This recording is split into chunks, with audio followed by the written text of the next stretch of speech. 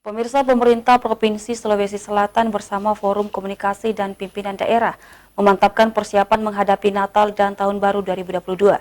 Dalam apel gelar pasukan operasi Lilin 2021, PLT Gubernur Sulawesi Selatan Andi Sudirman Sulaiman menyampaikan pengamanan jelang Nataru harus dilaksanakan dengan arif dan bijaksana.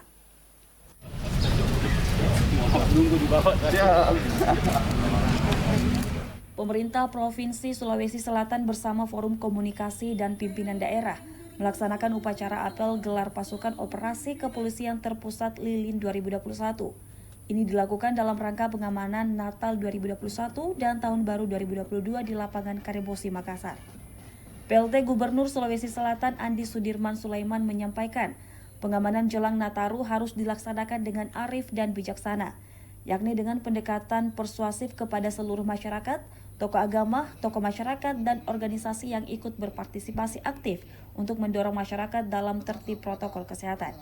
Ia menegaskan Sulawesi Selatan dengan beberapa daerah yang masuk dalam level kategori 2 tetap menerapkan protokol kesehatan secara ketat.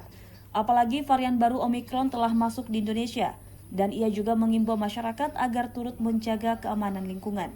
Dalam apel organisasi Lilin ini, Andi Sudirman juga mengimbau agar vaksinasi di kabupaten kota terus digenjot.